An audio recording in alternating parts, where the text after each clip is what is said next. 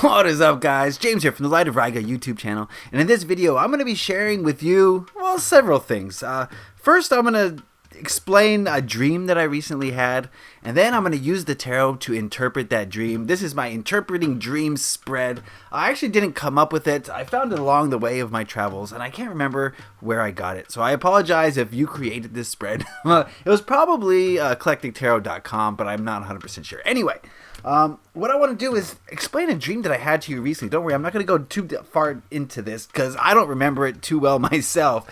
Usually I'll meditate, after I have a dream, I'll meditate and I'll try to remember as many details as I possibly can so that when I'm fully awake, I can kind of remember the dream. I didn't do that this time because this dream was just so real. It's one of those dreams, guys, that you feel like you are in it. Like you can smell, hear, taste, touch things, and it just feels like you're there and you don't realize you're dreaming. So basically the gist of this dream was that I was in a reality that I knew wasn't right. Something was off about the reality I was in, and I knew it. And then somehow, I still don't remember how I figured this out, but I figured out that in order to get back to my reality, I had to kill myself. I had to die. And it was a very difficult thing for me to do. I didn't want to do it because I wasn't 100% sure that this wasn't reality. So I didn't want to just kill myself and be like, oops, right? But at the same time, I knew I had to leave this reality because it wasn't mine. It's complicated, and I don't know what it means. So that's why I'm turning to tarot. I'm turning to MacLeod, and MacLeod is my go-to dream interpretation deck.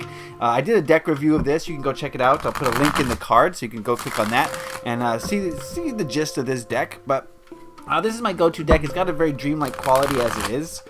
So that's what I use it for. This is going to be a 4-card spread.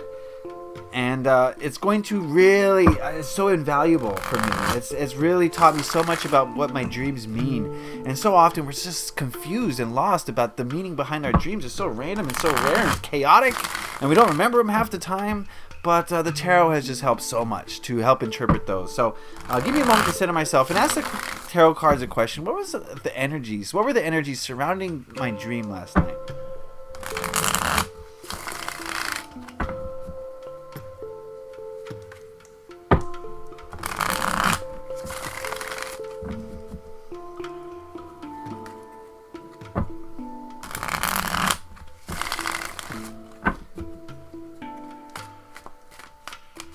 I love to shuffle this deck. It shuffles so well. Alright, that ought to do it.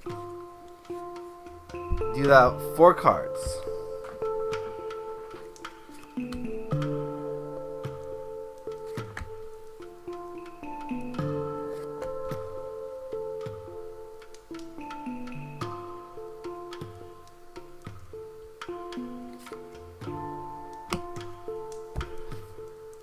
Alright, very good. Okay, the first card we're going to look at, card number 1 here, is what was the dream about? Basically, what happened in the dream and what the whole story was about. And we've got the King of Cups.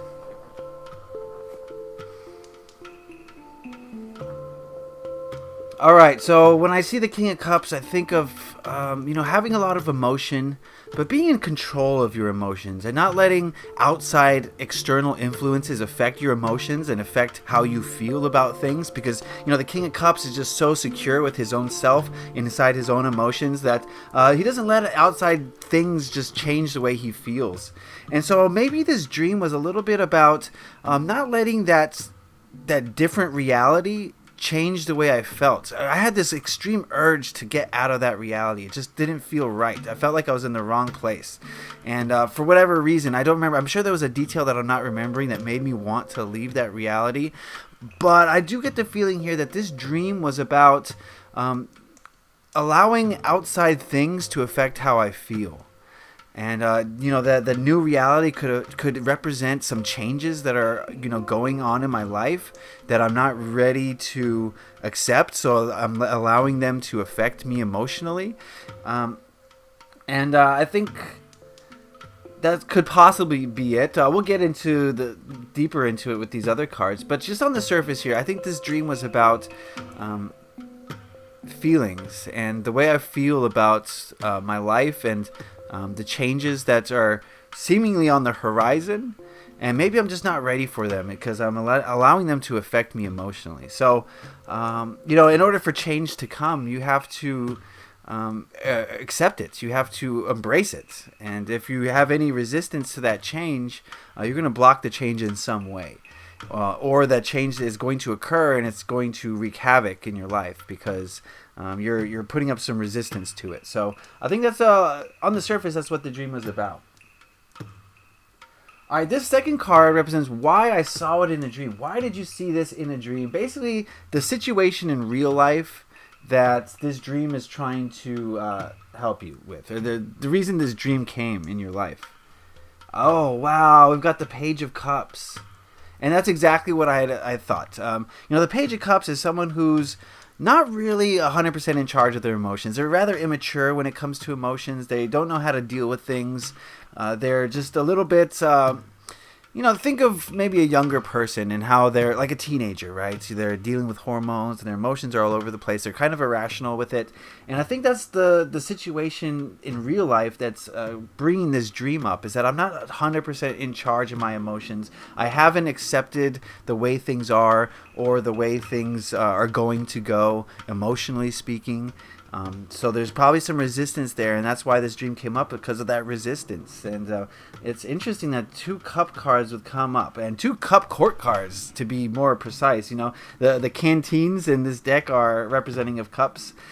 This is a post-apocalyptic deck. I should have explained it. If you, like I said, you can click the link in the card to see the deck review of this. But okay, so the situation in my real life is that I'm not 100% in charge of my emotions. I'm not a master of them. I'm, in fact, quite the opposite. I need a lot of work as far as dealing with the outside world at an emotional level. Ooh, interesting. This is getting deep. All right.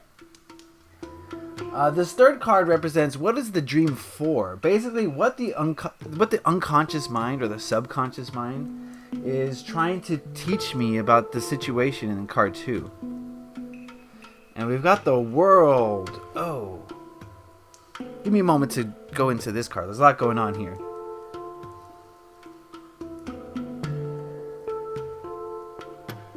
Alright, so the situation in real life that this dream is trying to teach me about is that things are coming to an end. The World card symbolizes the end of a cycle.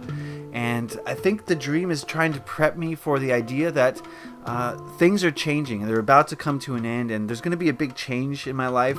And I guess, being in that alternate reality symbolized probably like the direction my life is heading. It's going to seem like I'm in a different reality once massive change occurs.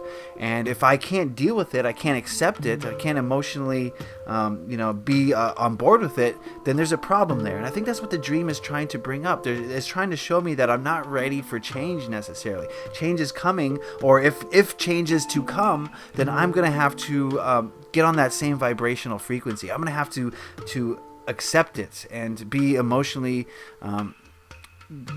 grateful towards it, but also accepting of it. So I think that's what the dream is trying to teach me.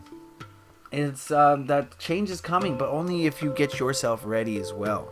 I have to be ready for this change in order for the change to occur. Okay.